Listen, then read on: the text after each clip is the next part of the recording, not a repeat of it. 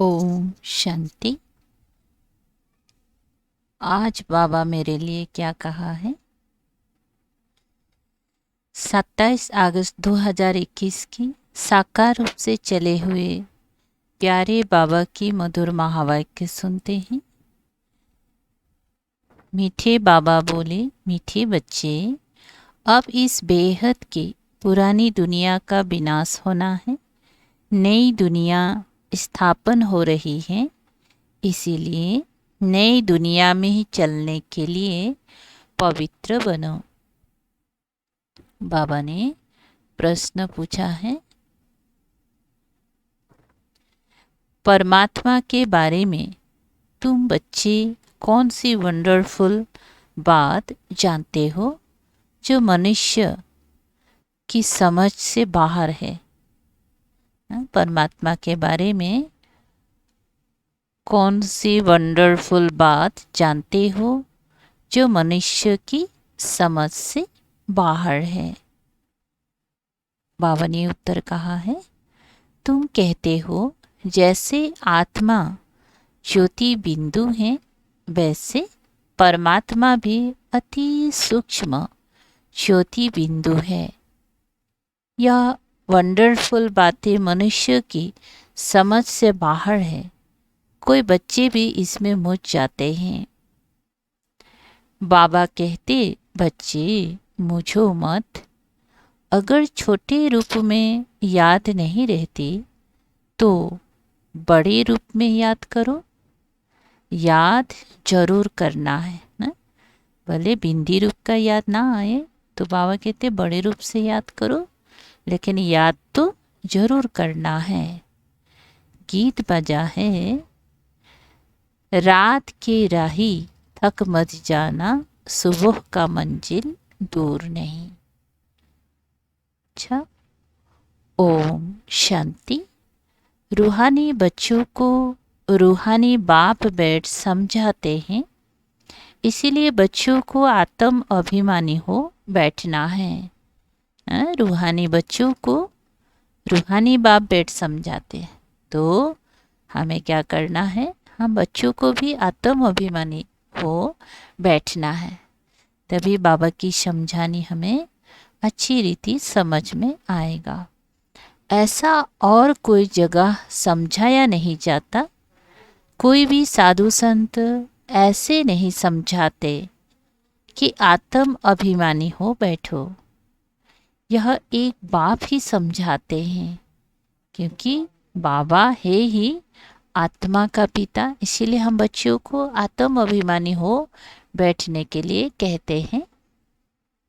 तो ये एक बाप ही समझाते हैं और किसी को कहने आएगा ही नहीं। यह युक्ति कोई बता नहीं सकेंगे।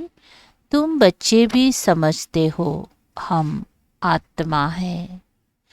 आत्मा ही एक शरीर छोड़ दूसरा लेती है ना? हम आत्मा है और आत्मा एक शरीर छोड़ के दूसरा शरीर धारण करते हैं।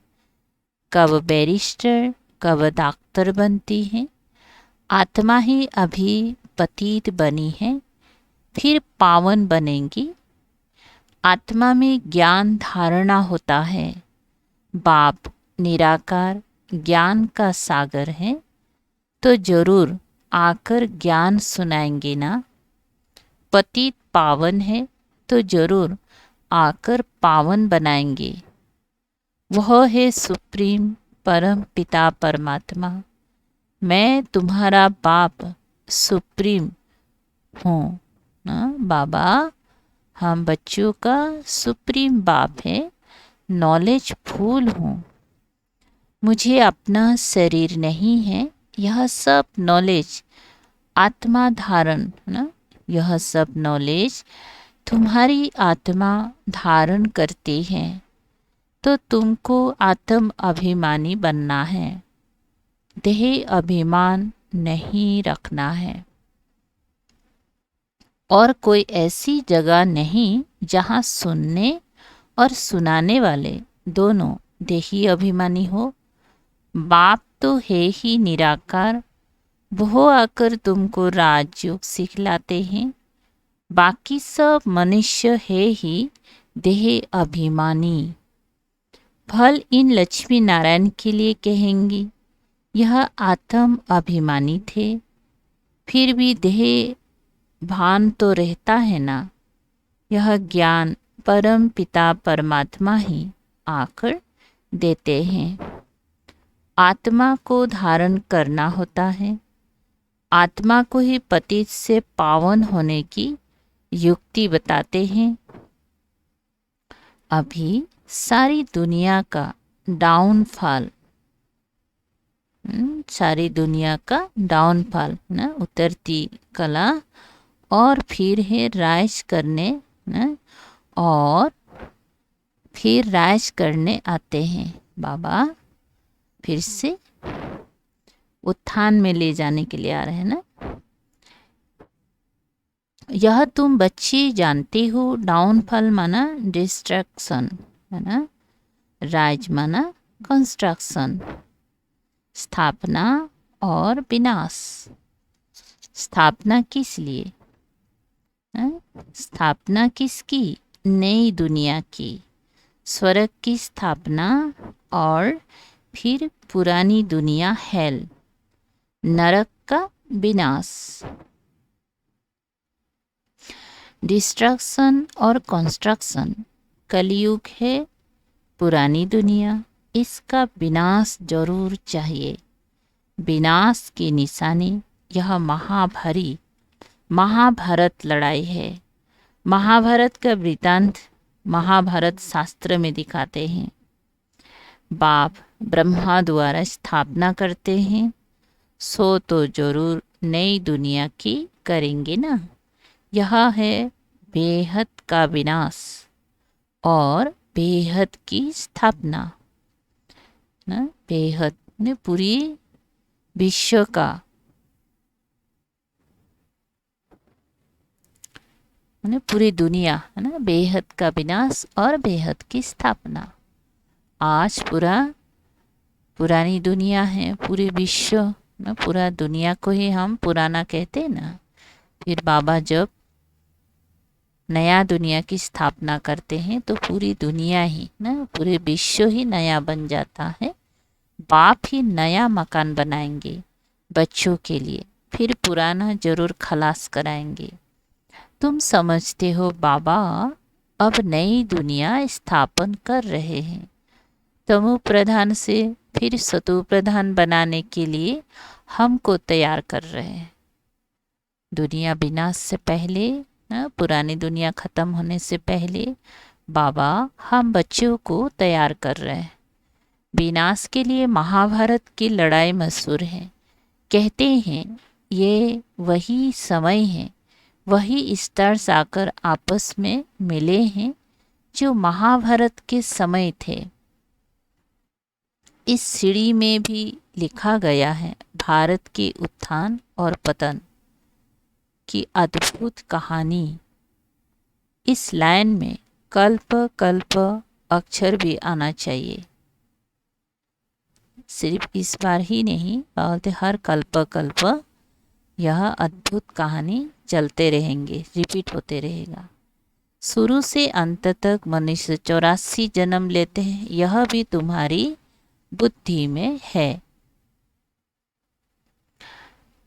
मनुष्य की बुद्धि को तो एकदम गॉडरेज का ताला लगा हुआ है ना। गॉडरेज का जो ताला है बहुत मजबूत होता है ना। तो इस समय मनुष्य का बुद्धि में भी गॉडरेज का ताला लगा हुआ है, जो खुलने में बहुत मुश्किल होता है ना, बहुत मेहनत करना पड़ता है ना। इन बातों को मनुष्य को जानना है।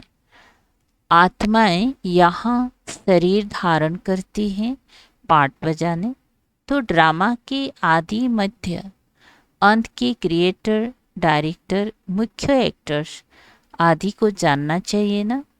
अभी तुमको ड्रामा के आदि मध्य अंत हु इज हु सारे ड्रामा का पता पड़ गया है। शुरू से लेकर अंत तक बाप द्वारा ये नॉलेज सारी मिल रही है। सृष्टि चक्र कैसे फिरता है, इनको कहा जाता है रूहानी नॉलेज। जिस्मानी ज्ञान को फिलोसफी कहा जाता है। स्पिरिचुअल नॉलेज, रूहानी नॉलेज को ज्ञान कहा जाता है। अब यह सब बातें बच्चों की बुद्धि में बिठाई हैं।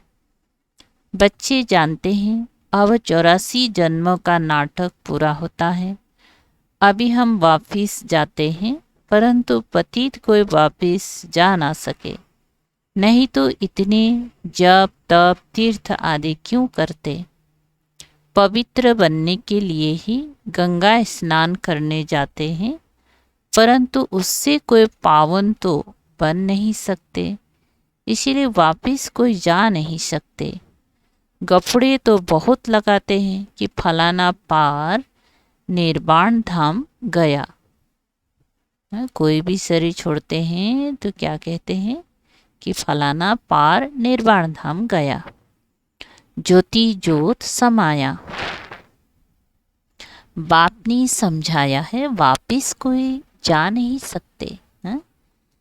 वापिस कोई जाता नहीं ना, बाप बिगड़ कैसे जाएंगे जब तक रास्ता ही मालूम नहीं है। तो सब एक्टर्स यहाँ ही हैं और नाटक भी तो पूरा हुआ नहीं है ना। अभी सभी एक्टर्स इस विश्व रंगमंच पर पार्ट बजा रहे हैं। अभी नाटक पूरा होता है तो सभी स्टेज पर खड़े हुए हैं। अभी नाटक का अंतिम समय चल रहा है ना, तो सभी एक्टर्स इस ड्रामा में मौजूद हैं, यहाँ ही सभी मौजूद हैं। मनुष्य को पता नहीं कि बौद्धिक कृष्ण आदि कहाँ है। तुम तो समझते हो जो सब आत्माएं ऊपर से यहाँ आई हैं वो सब इस समय तमो प्रधान है। सभी इसी दुनिया में है और सभी तमो प्रधान होके पाठ बजा रहे हैं। तमो प्रधान से सतु प्रधान कल्प पहले भी बने थे। बाप ही आकर स्थापना विनाश कराते हैं। कहते भी हैं यह ज्ञान राजाओं का राजा बनाने वाला है। यह बेहद के बाप ने कहा है कि मैं तुमको राजाओं का राजा बनाता हूँ।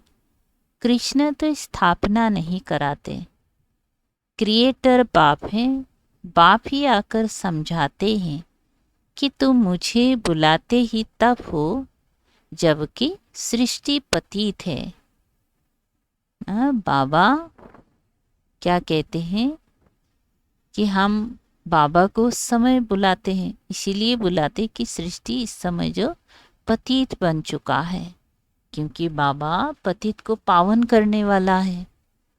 ऐसे नहीं कि मैं नई सृष्टि रचता हूँ, जैसे दिखाते हैं प्रलय हुई, ये सब रॉन्ग है।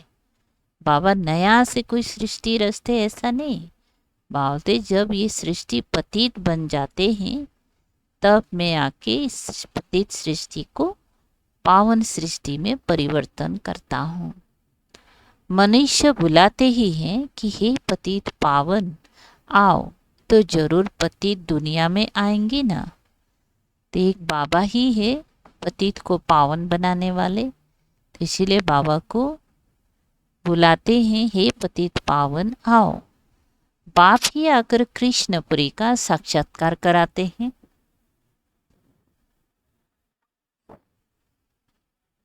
दिखाते हैं कृष्ण पीपल के पत्ते पर सागर में आया।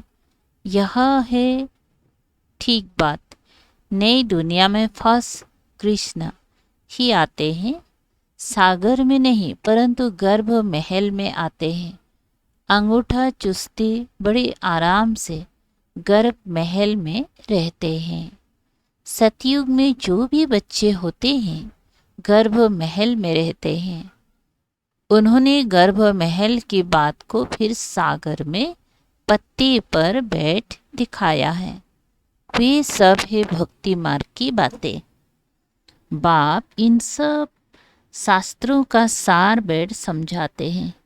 यहाँ गर्भ जेल में रहते हैं, तब कहते हैं हमको बाहर निकालो, फिर हम पाप नहीं करेंगे। परंतु रावण की दुनिया में पाप तो होते ही हैं, फिर भी पाप करने लग पड़ते हैं। तुम आधा कल्प जेल बोर्ड्स बन जाते हो। द्वापर से लेकर कलयुग तक तो जो भी गर्भ में आत्माएं आती है उनको सजा मिलता है। तो इसीलिए बाबा ने कहा तुम आधा कल्प जेल बोर्ड्स बन जाते हो। चोर लोगों को जेल बोर्ड्स कहते हैं।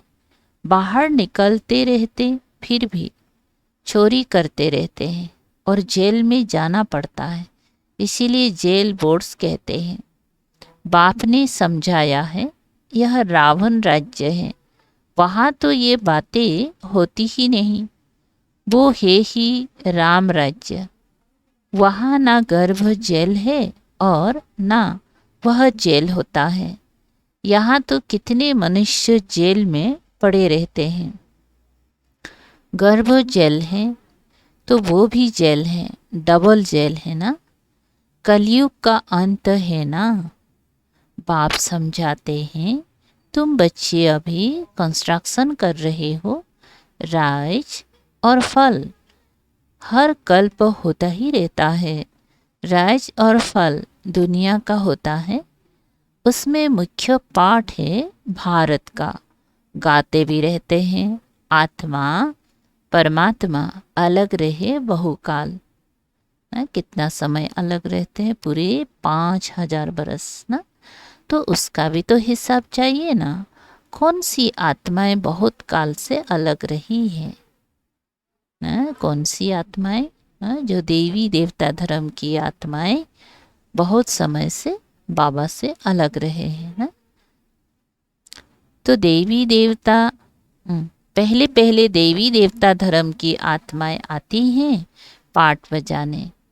जो सबसे पहले बिछड़ते हैं ना, बहुत समय से अलग रहे हैं, वही आत्माएं फिर से इस समय बाबा से मिलकर बरसा ले रहे हैं ना। अभी वह देवता है नहीं जो राज्य करके जाते हैं। तो इस समय वो देवी देवता आत्मा क्या हो गया ना, शूद्र बन के बैठा है ना। फिर बाबा ने आके फिर से ब्राह्मण बना रहे, अपना हिस्ट्री सुना रहे कि हम ही बाबा से अलग हुए और हम बच्चे ही इस समय बाबा से मिलकर बरसा ले रहे हैं। उन्हों की चित्र निशानियाँ रहती हैं जो राज्य करके गए। देवी देवताओं की राजाएं तो खत्म हो गई हैं, हेवन खलास हो जाता है, तो फिर हेल होता है।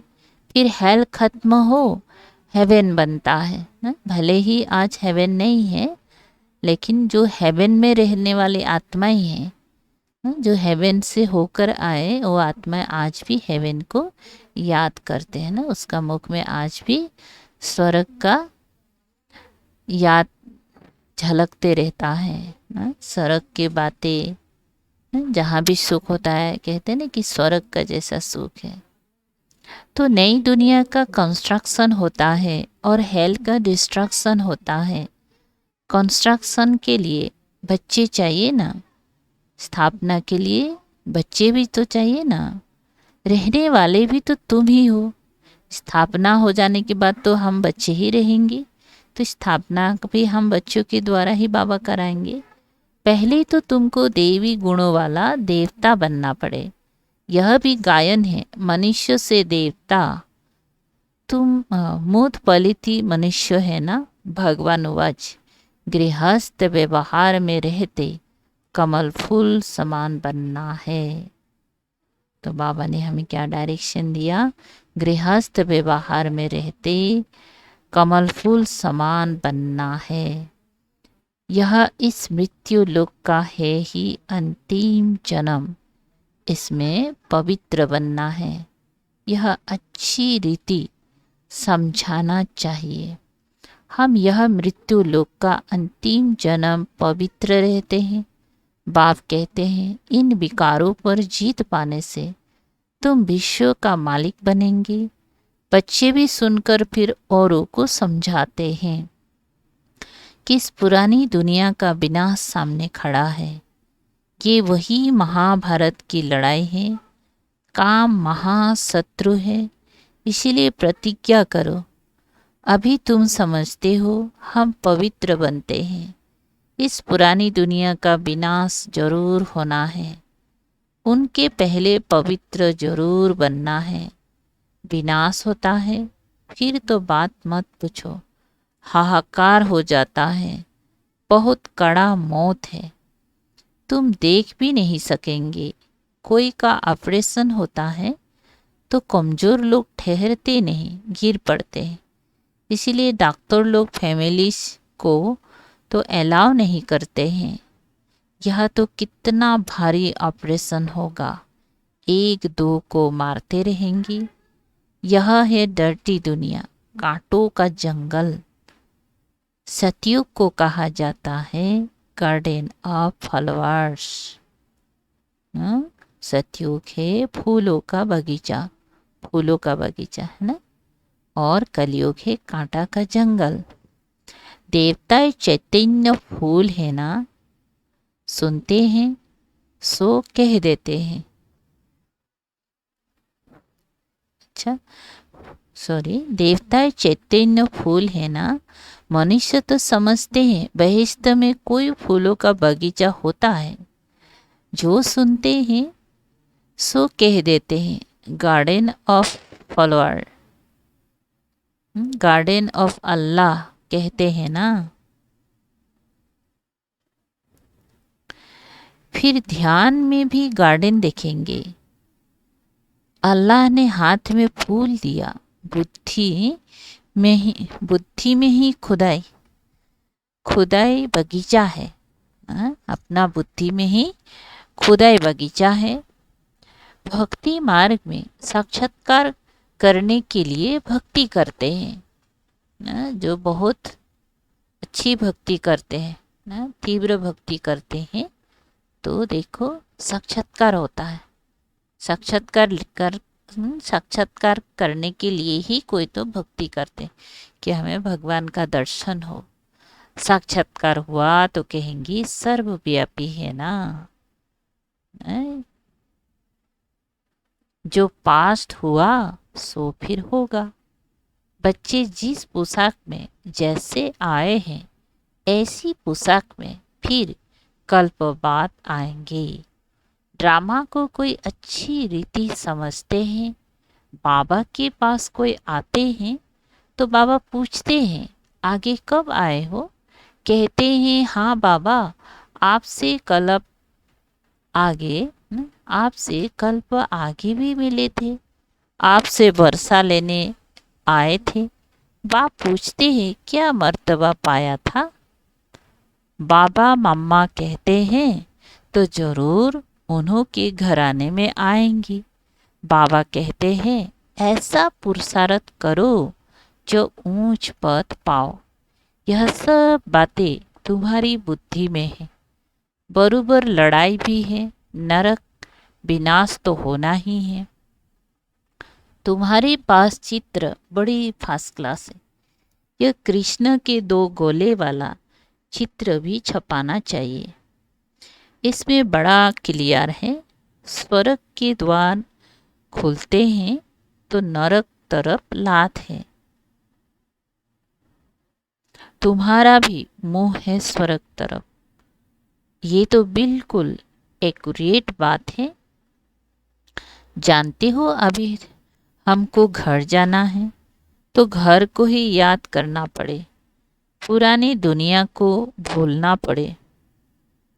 इसको कहा जाता है बेहद का बैराग। पुरानी दुनिया को छोड़ हम बाबा के पास जाते हैं। याद की यात्रा से ही जाएंगे। मुख्य है ही याद की बात। याद तो सब करते हैं ना। अभी बाप यथार्थ बात आकर समझाते हैं कि मुझे याद करो। यह है अव्यभिचारी याद, सो भी अर्थ सहित। तुम जानते हो शिव बाबा भी बिंदी हैं।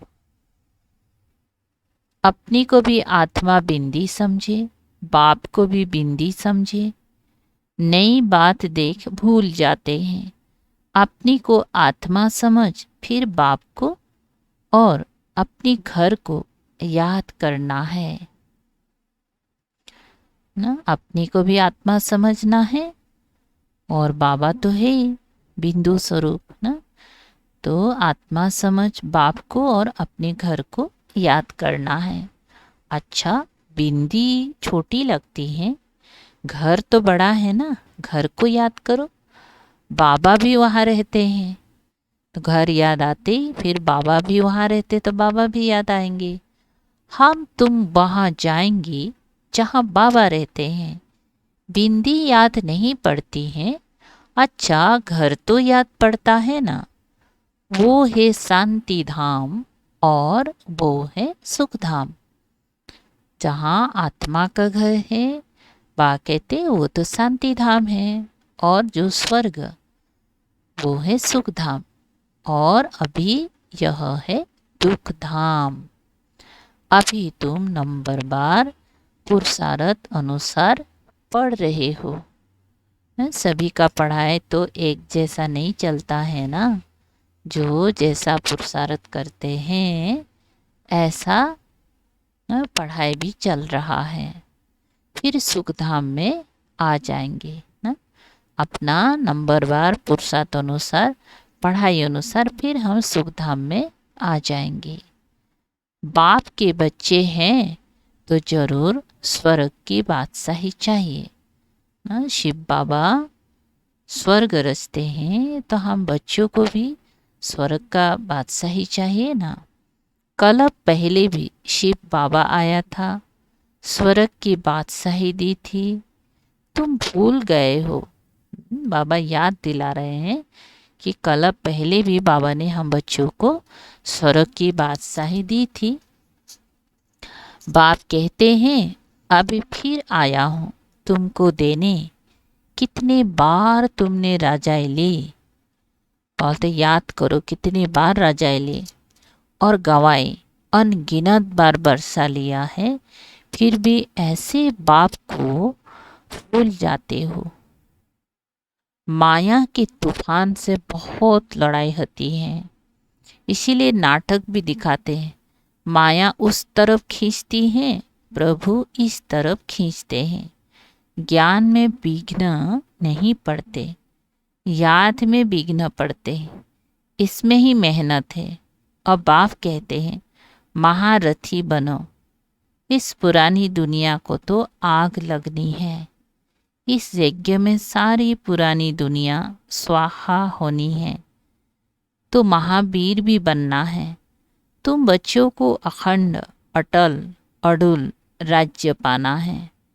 तुम्हारा बुद्धियोग बाप के साथ ऐसा रहे जो भल कितना भी तूफान आवे माया कुछ कर ना सके। ऐसा हमारा बुद्धि को बनाना है। यह है तुम्हारी पिछाड़ी की अवस्था। बोलते पुरुषार्थ करते करते पिछाड़ी की ये अवस्था हमारा बन जाएगा ना, महावीर का जैसा हम अचल अडल बन जाएंगे। तो जितना भी तूफान आए हिलाए लेकिन हम गिरेंगे नहीं, डूबेंगे नहीं। जब ट्रांसफर होना होता है तो बोलते उस समय में हमारी ये अवस्था होंगी। जैसे स्कूल में इम्तिहान पिछाड़ी को होते हैं, तुम्हारी माला भी पिछाड़ी में बनेंगी। तुमको बहुत साक्षात्कार होगा, फलाने ये बनेंगी, फलाना ये बनेगा, ये दासी बनेगी, ये सब बताएंगे। उस समय तो कुछ भी कर नहीं सकेंगी ना, क्योंकि रिजल्ट दिखाई देने लगेगा ना, रिजल्ट आउट हो जाएगा तो फिर हम कुछ पुरुषार्थ नहीं कर सकेंगे। फिर पछताना पड़ेगा, ये हमने क्या किया, श्रीमत पर क्यों नहीं चला। परंतु अंत समय में कुछ हो नहीं सकेगा। ऐसे बहुत पछताते हैं मनुष्य, किसका खून कर फिर बाद में पछताते हैं। परंतु खून तो हो गया ना, फिर क्या कर सकेंगे। इसीलिए बाप कहते हैं गफलत मत करो, अपना पुरुषार्थ करते रहो। गफलत करेंगी समय तो ना निकल जाएगा, फिर वो समय तो दोबारा आपका हाथ में आएगा नहीं। तो जो भी करना है, सोच समझ कर करना है, गफलत नहीं करना है, नहीं तो बहुत बहुत पछताना पड़ेगा। अच्छा, मीठे मीठे सिकलधे बच्चों प्रति माता पिता बाप दादा का याद प्यार और गुड मॉर्निंग। रूहानी बाप की रूहानी बच्चों को नमस्ते। हम रूहानी बच्चों की रूहानी बाप दादा को याद प्यार, गुड मॉर्निंग और नमस्ते नमस्ते। शुक्रिया बाबा, थैंक यू बाबा। धारणा के लिए मुख्य सार है, नंबर 1 है 84 जन्मों का नाटक अभी पूरा होता है, वापस घर चलना है, इसलिए आत्म अभिमानी रहे, पावन बनना है, देह अभिमान मिटाना है। नंबर 2 है अर्थ सहित अपनी को आत्मा बिंदु समझ, बिंदु बाप की अव्यभिचारी याद में रहना है। महावीर बन अपनी अवस्था अडोल अचल बनानी है। महावीर बन अपनी अवस्था अचल अडोल अचल बनानी है। वरदान है सर्व आत्माओं के प्रति स्नेह और शुभ चिंतक की भावना रखने वाले देही अभिमानी भव। सर्व आत्माओं के प्रति स्नेह और शुभ चिंतक की भावना रखने वाले ही देही अभिमानी भव। विस्तार है जैसे महिमा करने वाली आत्मा के प्रति स्नेह की भावना रहती है, ऐसे ही जब कोई शिक्षा का इशारा देता है तो उसमें भी उस आत्मा के प्रति ऐसे ही स्नेह की शुभ चिंतन की भावना रहे कि यह मेरे लिए बड़े से बड़े शुभ चिंतक है। ऐसी स्थिति को कहा जाता है देही अभिमानी। अगर देही अभिमानी नहीं है तो जरूर क्या है, अभिमान है ना, देही अभिमान होगा ना। अभिमान वाला कभी अपना अपमान सहन नहीं कर सकता। जो अभिमान वाला व्यक्ति होगा वो कभी भी अपना अपमान सहन नहीं कर सकता। स्लोगन सदा परमात्म प्यार में खोए रहो तो दुखों की दुनिया भूल जाएंगे। सदा परमात्म प्यार में खोए रहो तो दुखों की दुनिया भूल जाएंगी। अच्छा, ओम शांति। शुक्रिया बाबा, थैंक यू बाबा।